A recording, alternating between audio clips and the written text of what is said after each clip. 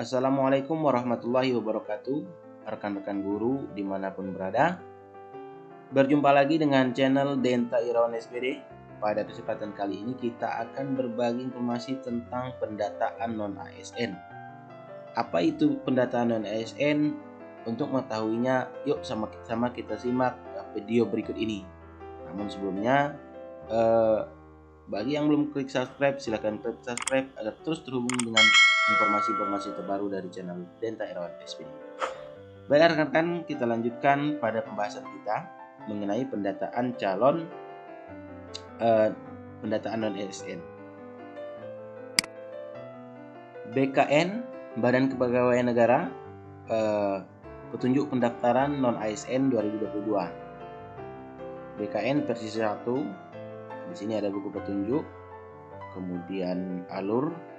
Kita sama-sama untuk membukanya. Alur pendaftaran non-ASN. Alur pendaftaran tenaga non-ASN terdiri dari 2 tahapan, yaitu pembuatan akun untuk dapat mencetak kartu informasi pendaftaran sesuai gambar nomor 1. Selanjutnya, setelah mendapatkan kartu informasi pendaftaran, tenaga non-ASN melanjutkan proses login dan pengisian data sesuai gambar 2. Ini ya. Setelah kita membuat akun, kita akan login. Ini seperti biasa. Kita membutuhkan pembuatan akun itu adalah data-data pribadi seperti KTP, nomor HP, email, dan lain-lain. Hal-hal yang harus disiapkan sebelum melaporkan data diri atau selanjutnya disebut pendaftar sebagai tenaga non-ASN pada pendataan tenaga non-ASN tahun 2022, pastikan telah mempersiapkan dokumen-dokumen yang dibutuhkan. Dari dokumen tersebut terdiri dari 1. KTP atau kartu tanda penduduk atau surat keterangan dari Dinas Pendidikan, Dinas Kependudukan dan Catatan Sipil. Kemudian kartu keluarga, ijazah, pas foto, kemudian swafoto atau selfie. Yang keenam, surat putusan atau SK jabatan. Yang terakhir adalah bukti pembayaran gaji. Tata cara pendaftaran non-ASN. Yang pertama, 3.1 membuat akun. Pembuatan akun pendataan tenaga non-ASN. Untuk mendaftarkan diri pada pendataan tenaga non-ASN tahun 2022, tenaga non-ASN harus membuat akun terlebih dahulu. Langkah-langkah membuat akun adalah sebagai berikut. Tenaga non-ASN mengakses portal pendataan tenaga non-ASN tahun 2022 pada alamat https://pendataan non-asn.bkn.go.id seperti tampilan bawah ini. Jadi alamannya adalah https://pendataan-non-asn.bkn.go.id.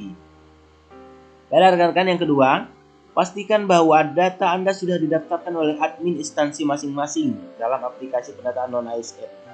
Kemudian nomor 3, membuat akun pendataan tenaga non-ASN dengan klik buat akun. Akan tampil halaman langkah 1 pengecekan identitas.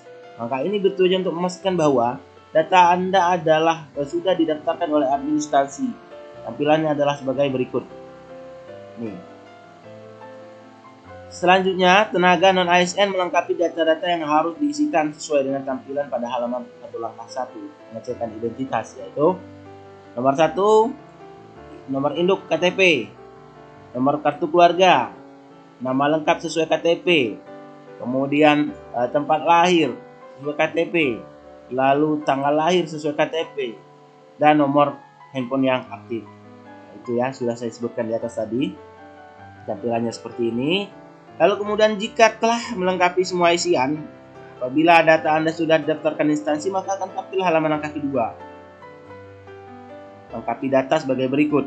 Ini tampilan halaman kedua. Pembuatan akun pendataan tenaga non-ASN. Selanjutnya, apabila Anda belum didaftarkan pada aplikasi, maka akan muncul notifikasi bahwa Anda belum didaftarkan oleh admin instansi. Nah, silahkan melapor pada instansi masing-masing. Jadi kalau misalnya tampilannya tidak seperti yang di atas ini tadi, yang kedua dan ketiga, itu kita laporan ke pihak instansi, baik itu pengelola admin instansi ataupun kepala satuan instansinya. Selanjutnya, tenaga non-ASN melanjutkan proses membuat akun dengan mengisikan data-data sesuai kolom-kolom isian. Perhatikan petunjuk pengisian pada kolom-kolom seperti password, pertanyaan pengaman, dan jawaban pengaman harus diingat. Bila perlu ini dicatat dan dijaga kerahasiaannya oleh setiap calon pendaftar. Jadi ketika kita mungkin lupa password atau segala macam diminta kode-kode untuk konfirmasi, nah itu nanti jangan sampai kita tidak ingat lagi tentang password maupun pertanyaan pengamanan dan jawabannya. Selanjutnya, setelah melengkapi data, lakukan unggah upload. Yang diupload yaitu file scan berwarna KTP atau surat keterangan pendudukan asli yang berformat JPEG dan berukuran maksimal 200 KB. File pasporto berwarna latar belakang biru yang berformat JPEG dan berukuran maksimal 200 KB. Nah, jika telah mengisi semua data dan mengunggah file, isikan kode captcha dan klik lanjutkan. Nah, seperti ini ya di bawah ini. Ketika kita sudah isi data-data ini, ada kolom-kolom yang sudah tersedia, mulai dari nick, kemudian nama, nomor handphone, kemudian email, lalu tempat lahir, tanggal lahir, kabupaten kota. Isikan password dengan konfirmasi terlebih dahulu, lalu pertanyaan pengaman 1, pengaman 2 ini, kemudian jawaban, pertanyaan pengaman 2 dan jawaban. Lalu yang terakhir adalah isikan captcha dari kode yang ada di atas ke kolom yang kosong, baru klik lanjutkan. Nah, di sini langkah 10. Langkah ketiga dalam pembuatan akun dilanjutkan dengan pengecekan ulang data. Tenaga non-ASN wajib melakukan pengecekan ulang terhadap data-data yang telah diisikan pada langkah 1 dan 2. Jika data-data diyakini telah sesuai, maka klik link proses pembuatan akun. Jika ingin melakukan perbaikan data, klik link kembali. Pastikan semua data sesuai dan tidak terdapat kesalahan pengisian karena setelah pembuatan akun diproses sudah tidak dapat lagi dilakukan perubahan data seperti nama, lahir, tanggal lahir, pasporto dan sebagainya. Maka saran saya ketika kita mengisi kolom-kolom data tersebut, pastikan baca berulang-ulang, lalu lanjutkan lagi ke langkah berikutnya sampai nanti pada akhirnya ketika ada kolom klik proses pembuatan akun, kita tidak lagi ragu sehingga kita bisa melanjutkan dengan yakin. Baik rekan-rekan, selanjutnya halaman langkah 3 pengecekan ulang data memiliki tampilan sebagai berikut. Nah, ini biasanya ada di tab terakhir. Setelah kita cek kesesuaian data kita dan tidak lagi ada kekeliruan, baru kita bisa klik proses pembuatan akun. Nah, ini kita bisa lanjutkan. Saat klik proses pembuatan akun, akan tampil notif sesuaian data. Jika yakin setelah sesuai, klik iya. Jika belum ya silahkan klik tidak. Ini akan ada konfirmasi terlebih dahulu dari aplikasinya. Jika kita yakin ya sudah, kita klik yang warna biru iya. Jika tidak ya begitu juga untuk kita lakukan cek ulang. Kemudian yang 10, jika telah mengkonfirmasi kesesuaian data di atas, maka pembuatan akun telah selesai. Ini ingat tadi, nanti kita akan login. Akun ini yang kita buat adalah untuk melakukan login. Kemudian cetak kartu informasi akun. Langkah selanjutnya dalam membuat akun adalah melakukan cetak kartu informasi akun. Tenaga non-ASN dapat melakukan pencetakan kartu informasi akun dengan klik cetak informasi pendaftaran dan masuk atau login ke akun yang telah dibuat dengan klik lanjutkan login pendaftaran.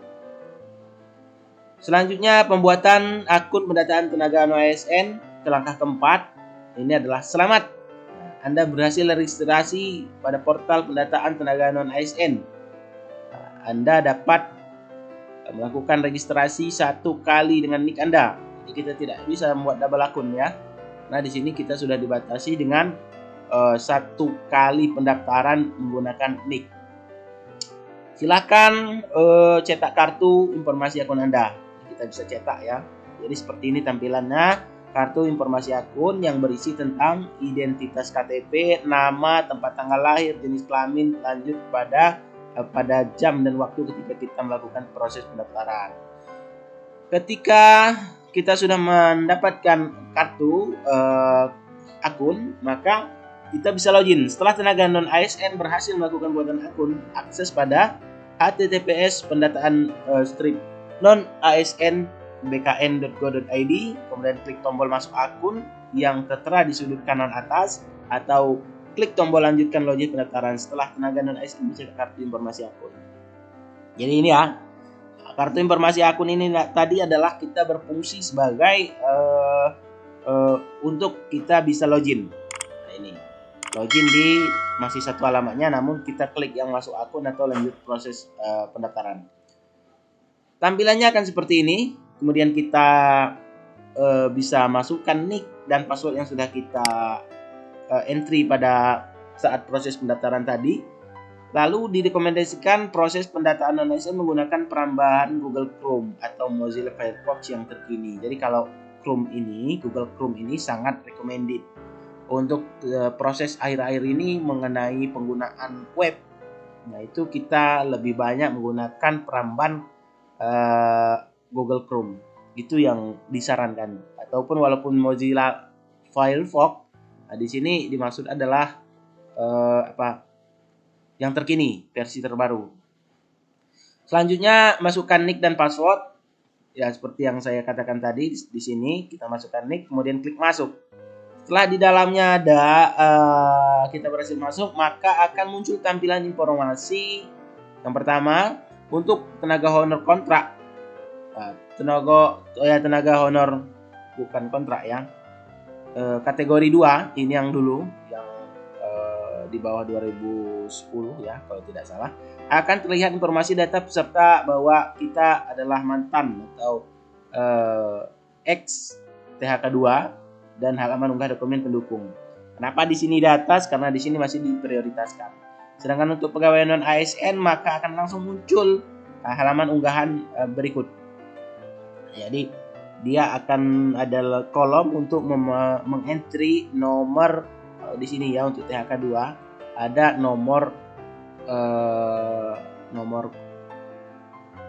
K2, nomor registrasi untuk K2 khusus jika pun dia masih terdaftar sebagai THK 2. Selanjutnya jika tidak sebagai THK 2 atau non ASN maka akan muncul langsung halaman unggah dokumen.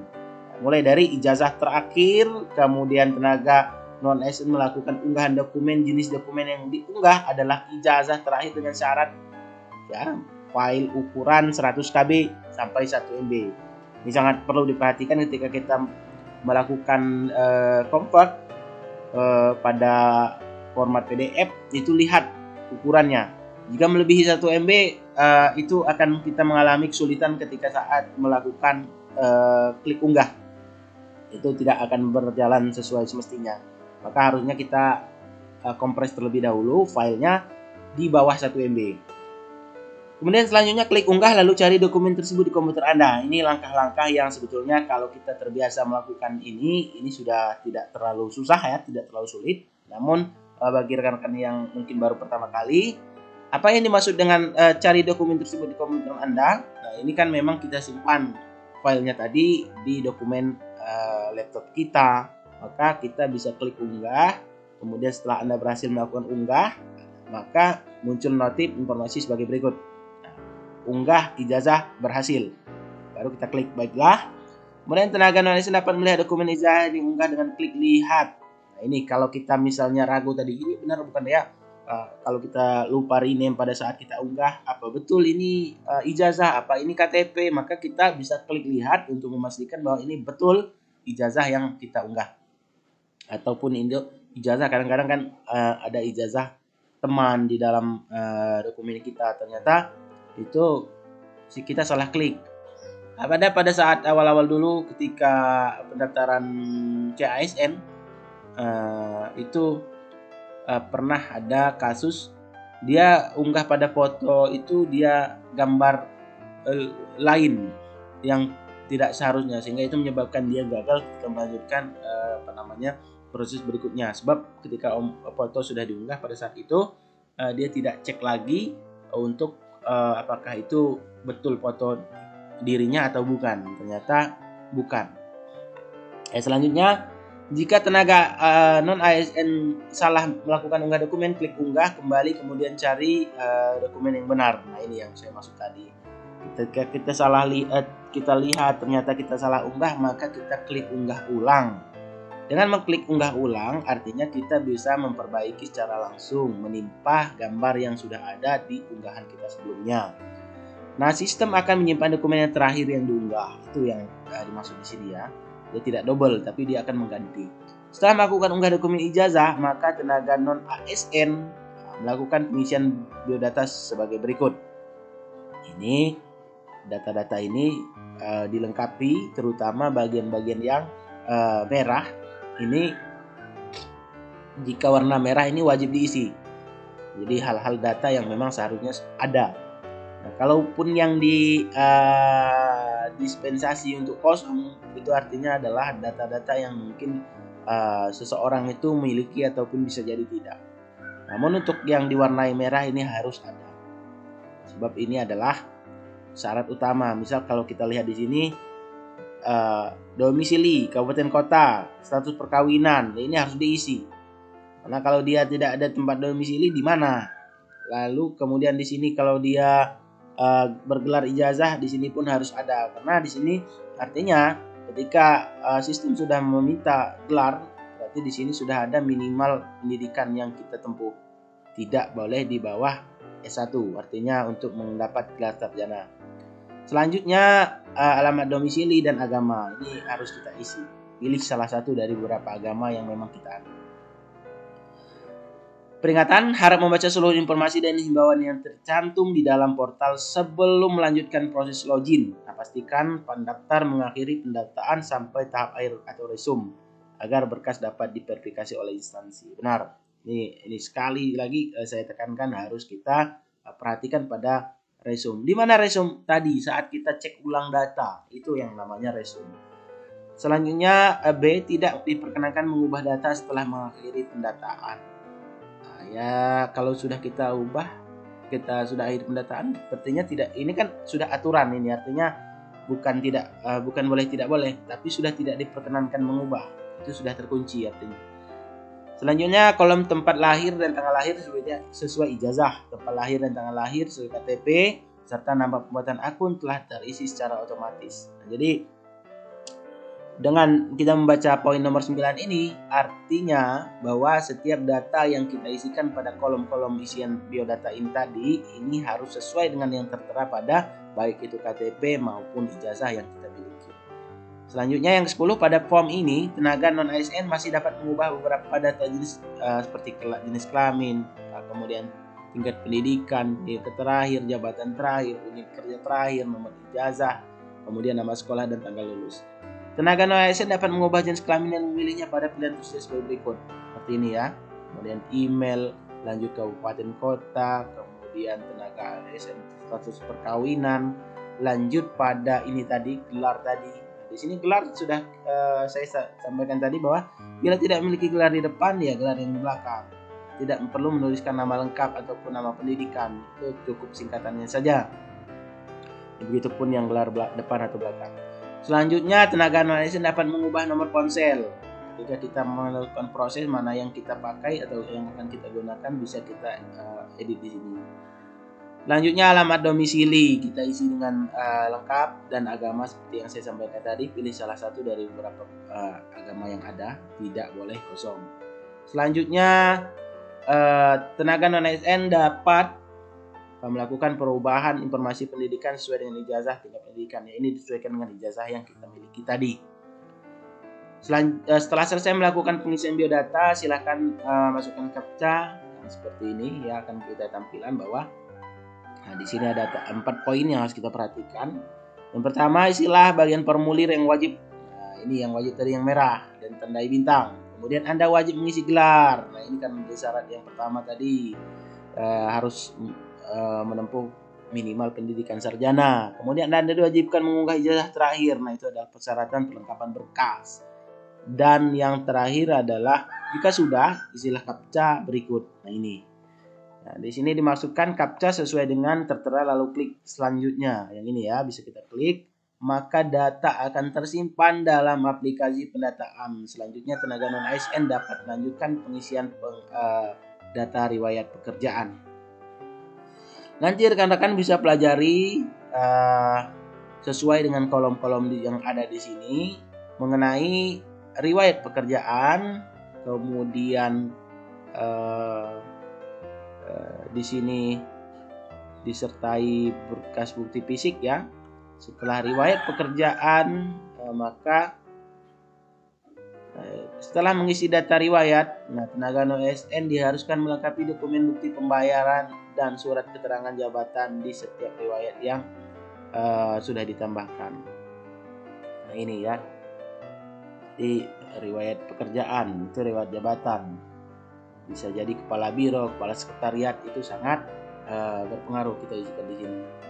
Tenaga non ASN dapat memilih tombol unggah untuk mengubah dokumen sesuaikan dengan poin-poin yang akan ditambah.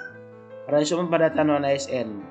Pada langkah terakhir inilah yang akan tampil bahwa di sini kita bisa membaca resume. Resume di sini menunjukkan semua data secara lengkap mengenai poin-poin sudah kita isi pada langkah-langkah sebelumnya.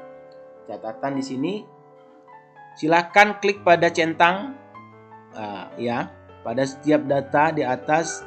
Pastikan seluruh data yang Anda entry sudah benar. Jadi resume ini adalah kegiatan koreksi. Jadi kita centang di sini berarti kita sudah koreksi itu bahwa itu adalah betul benar ya. Nah, jika sudah silakan beri tanda centang pada pernyataan di bawah ini, kemudian mengklik kembali aplikasi dan pendaftaran. Ini ya, kita klik di sini, lengkapi seperti ini. Lalu yang terakhir pada akhiri proses pendataan. Klik surat pernyataan di sini bahwa yang berbunyi, saya menyatakan bahwa seluruh pernyataan data dan informasi beserta seluruh dokumen yang saya lampirkan dalam berkas pendataan tenaga non ASN ini adalah benar.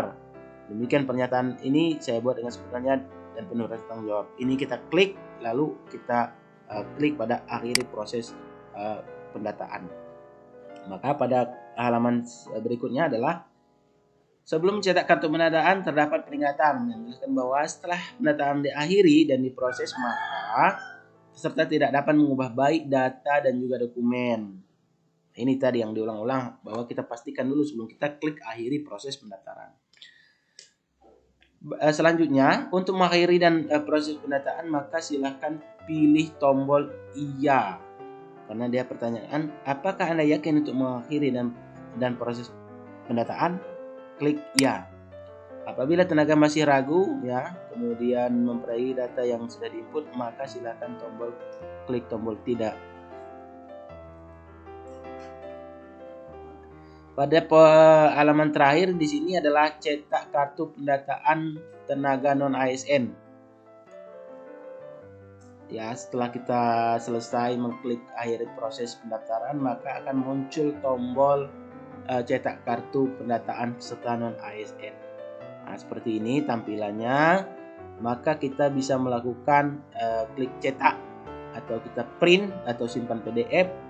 Ini adalah pada tahap ini pengisian data-data oleh individu tenaga non ASN telah selesai. Demikianlah rekan-rekan, mudah-mudahan informasi ini dapat bermanfaat. Maka jika dirasa ini bermanfaat, mohon kiranya rekan-rekan untuk dapat membagikan video ini pada rekan-rekan yang lain. Baiklah rekan-rekan, saya akhiri. Assalamualaikum warahmatullahi wabarakatuh.